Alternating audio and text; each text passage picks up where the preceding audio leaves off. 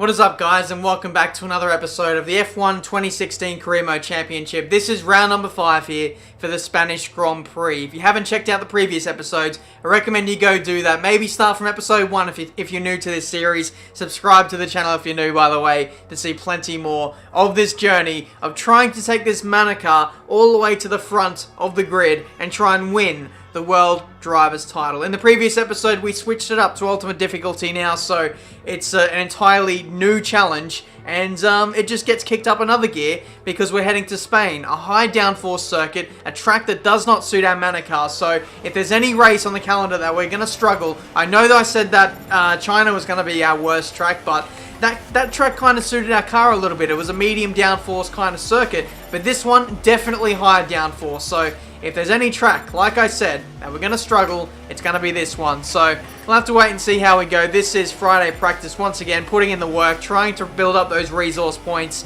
and just build up that bank so that we can put those crucial downforce upgrades on the car in time for the Monaco Grand Prix. That's going to be the aim. So as you can see here, this is the tyre wear test. Things are not going too well at the moment. The car is very unstable at the rear end.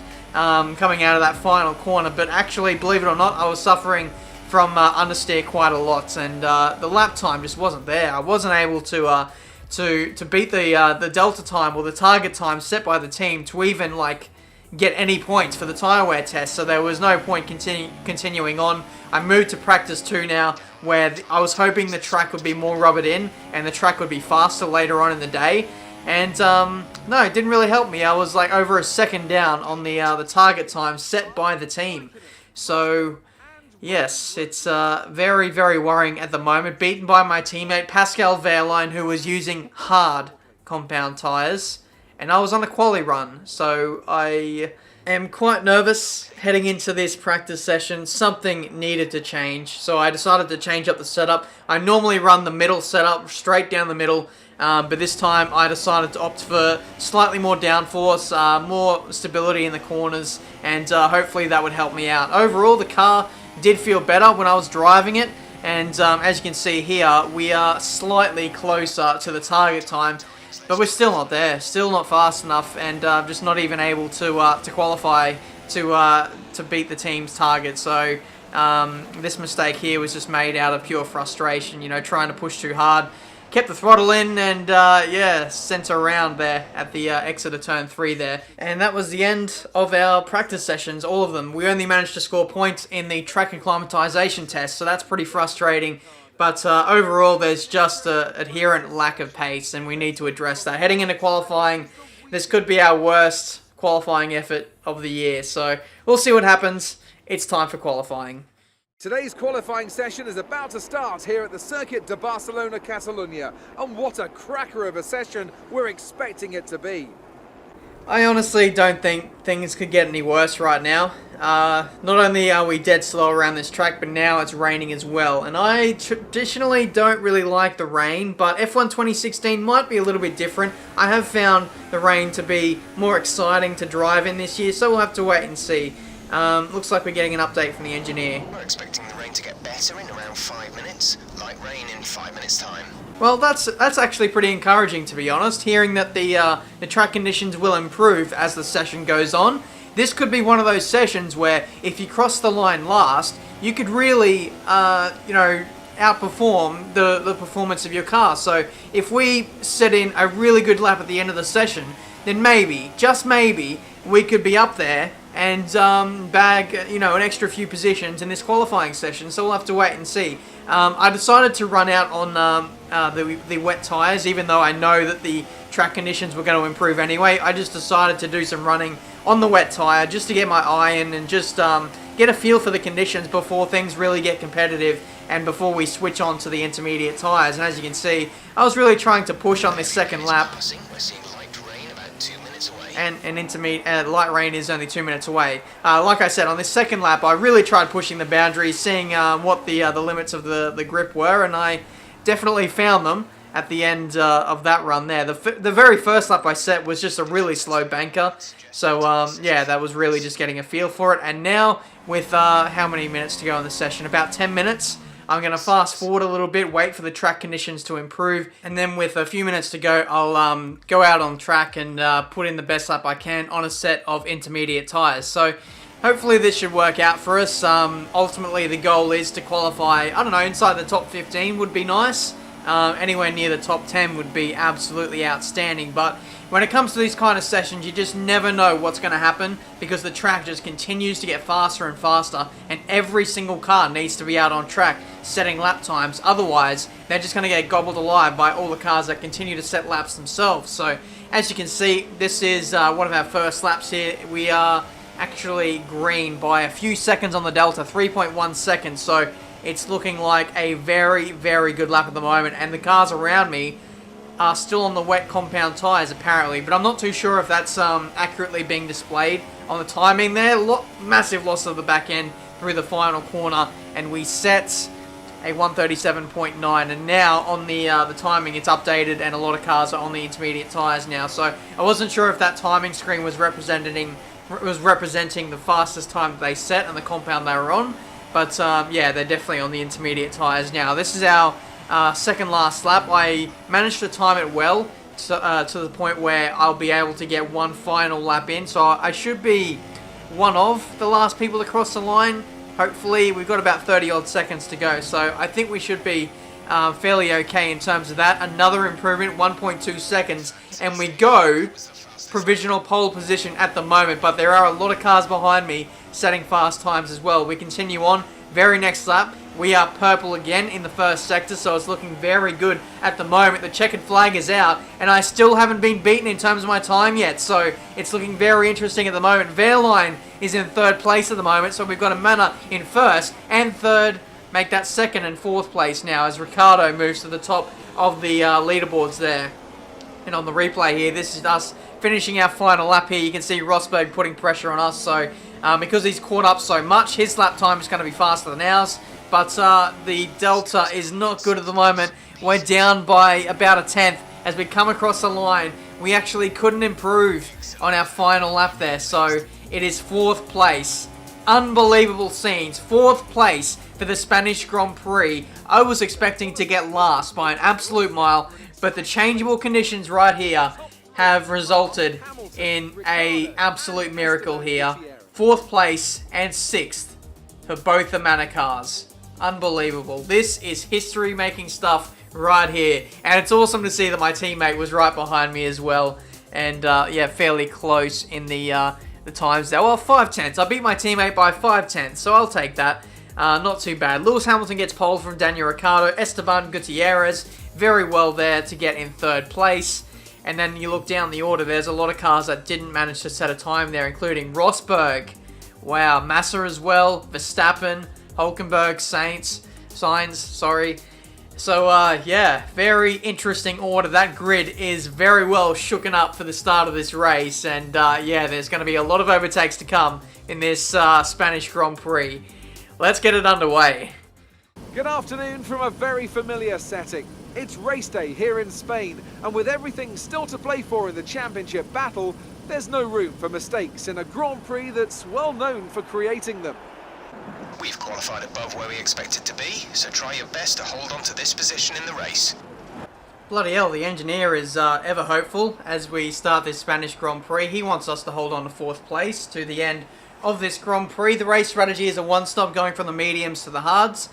And by judging at the race time, I always look at the race time and see which one is going to be the faster of the two strategies. And also, being in a slower car, it's always better to try and hold track position because it's easier to hold track position as opposed to trying to gain it because we've got a slow car. We can't exactly catch them if they're in clean air. So that's the usual strategy when you're in a slower car. You've got to go for the less stop option, park the bus, and see where you end up at the end of the race. So yeah, it should be an interesting race. It's going to be a dry one, of course. So I feel like our pace is well and truly going to get exposed. Ultimately, I just want to run the fastest race I can. I don't think I'll finish in the points, but I'd still like to beat my teammate Pascal Wehrlein and finish, I don't know, in the low teens of this race. So we'll have to wait and see. We've got Gutierrez in front of us. I'd like to get in front of him because he's in a car that's kind of around our pace. But 5 red lights, And away we go for the Spanish Grand Prix.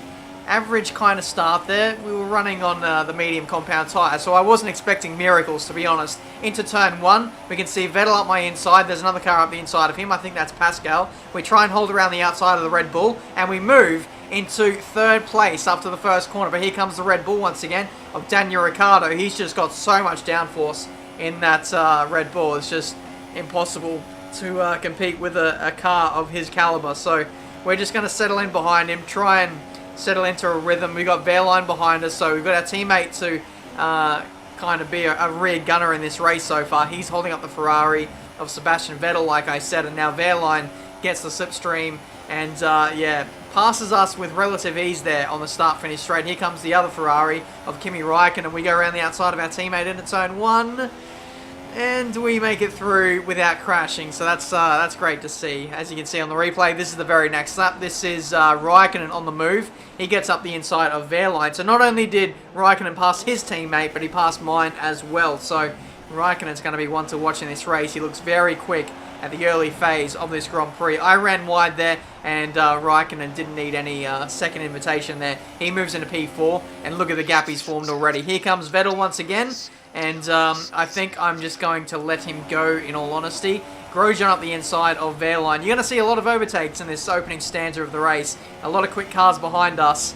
And myself and Wehrlein are just absolutely getting monstered in the opening 3 laps of this Grand Prix. Trying to hold the inside line, but Grosjean hangs around the outside there. But he goes for a dive on the grass. Barges out of the way a little bit, but he gets the move done. And, wow, that was pretty crazy. You'll see on the replay cameras, especially from the onboard. If you watch it from Grosjean, he was very, very daring with his move here up the inside.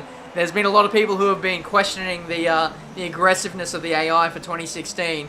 But there was no lack of aggression. When you look on board from Grosjean here, takes to the grass and the curb to barge me out the way and go up the inside through there as we slow it down here. Contact with the side pod. And you can actually see on the graphics that it actually left a time mark there. But look at this. Grosjean decides to go up the inside. He's off the track, but he goes for the move anyway. Normally, if this was online, I would have been furious. But since this is career mode and the AI haven't been too aggressive so far, I'll take a bit of aggression from the AI because it's good to see and it's good for racing, I suppose, even if it was illegal. But we'll carry on. Bottas is flying past both the matters here on this straight and... well, GG. See you later, Bottas. He's on the soft compound tyres, but doesn't stop us from going around the outside and taking the spot back. Though he still has the inside for turn 3, though. So we'll have to wait and see what happens. It's going to have to be settled on the run up to turn 4, possibly. And look at that. He's so close. He made contact there with us. Surprised he didn't lose a section of his main plane there. But we make contact again. We're getting bullied here in this Spanish Grand Prix. We lose 2 positions there and possibly a 3rd to the McLaren Honda of Fernando Alonso. He's still on our outside here. We just can't settle into a rhythm in this race. We're just constantly under attack from cars.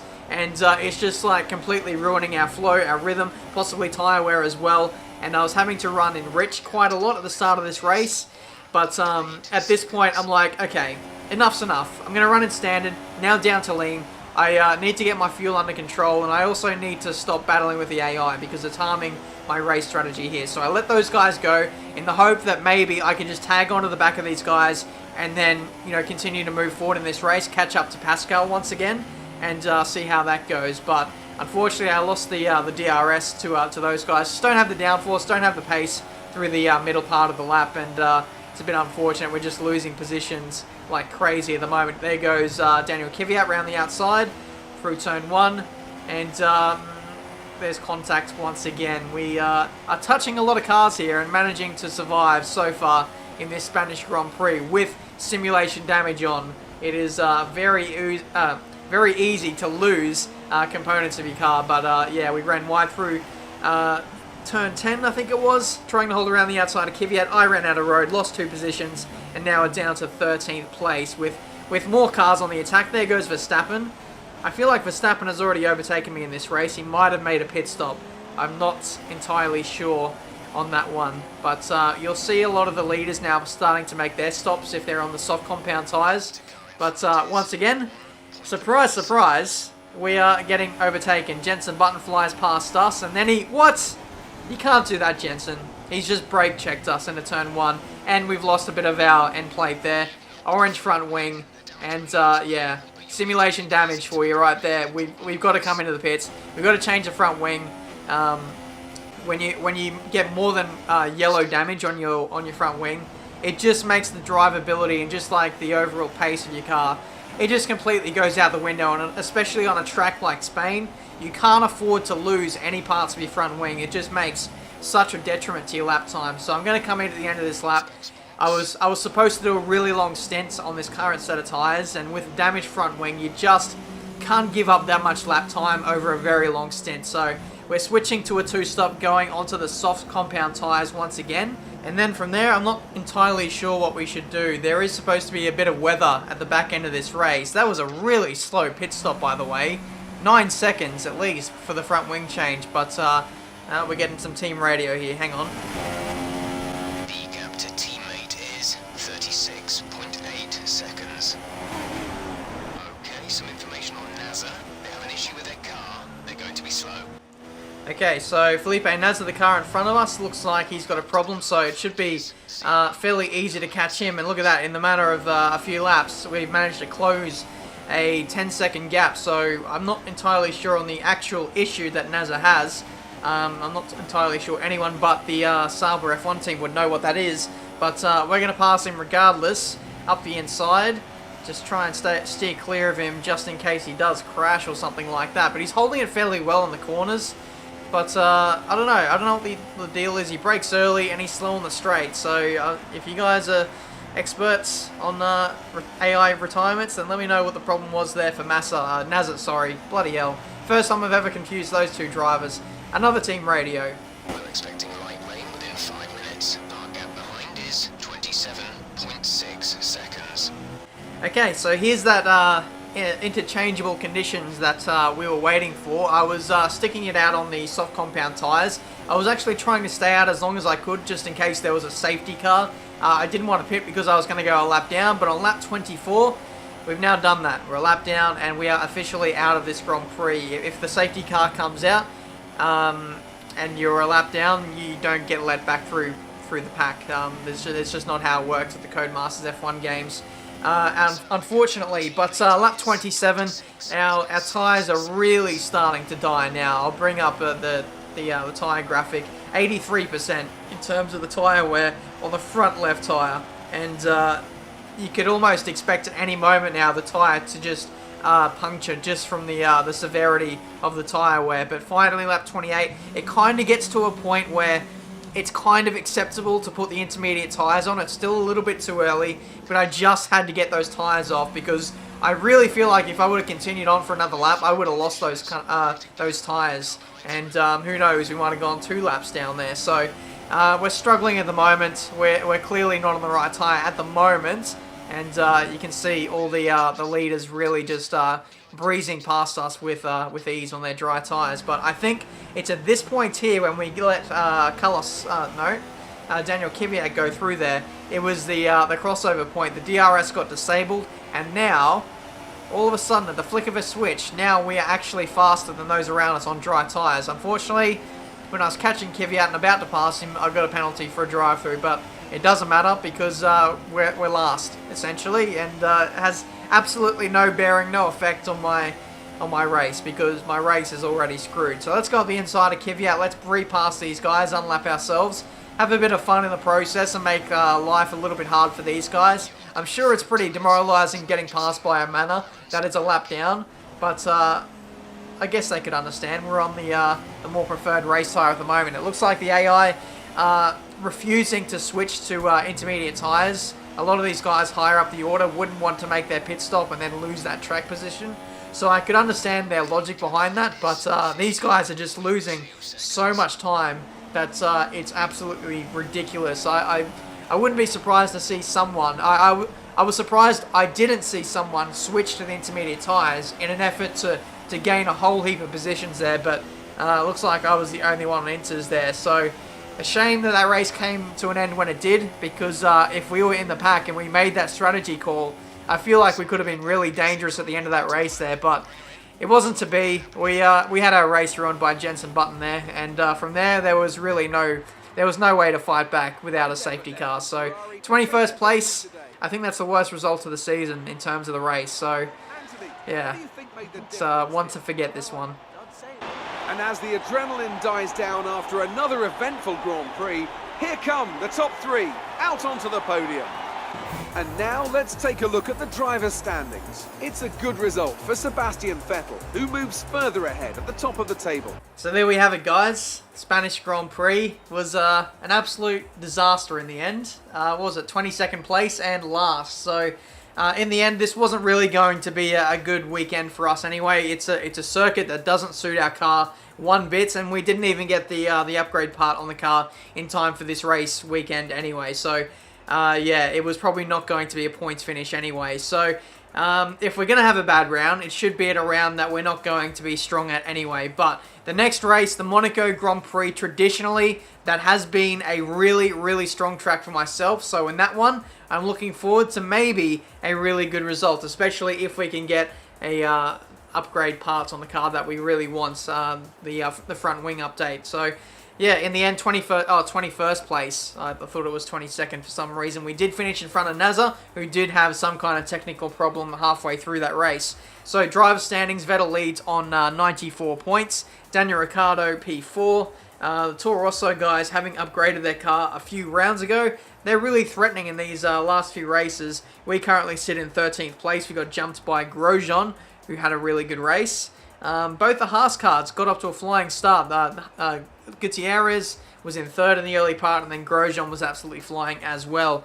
Unfortunate there for Pascal. He's driven quite well this season, but he's not really got anything to show for it. 21st in the driver's standings. I'm sure he'll move up as soon as we get some significant upgrades on the car, but it's 8th in the constructors, and just sliding ever so slightly.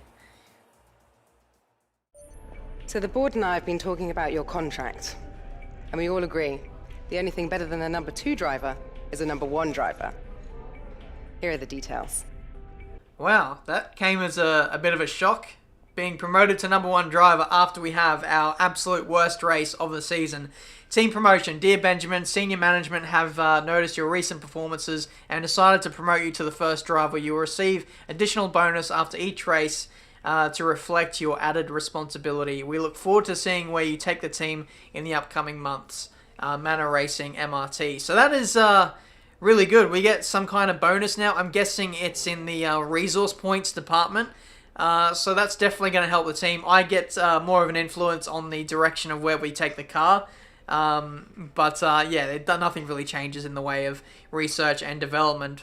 We've always had control of that, and we will continue to delve into the areas where we see fits that need improvement on this car. The next update, I think, will be the downforce, the front wing cascades, and unfortunately we can't get that on the car either in time for Monaco, but you can bet that after the Monaco Grand Prix, we're going to chuck on the downforce upgrade, because we need that anyway. But after that, we're going to focus on the engine, we're going to focus on the fuel efficiency, because we've got those straight line speed tracks coming up. Canada, Austria, Baku, then Silverstone. So we definitely need the fuel efficiency and the engine after we get these front wing cascade elements on the car. So that's been this episode for today, guys. The Spanish Grand Prix. In the next one, we are off to the legendary Monaco Grand Prix circuit, where hopefully we're going to have one of our best races of the season. Until then, guys, thank you for watching, and I'll see you guys next time.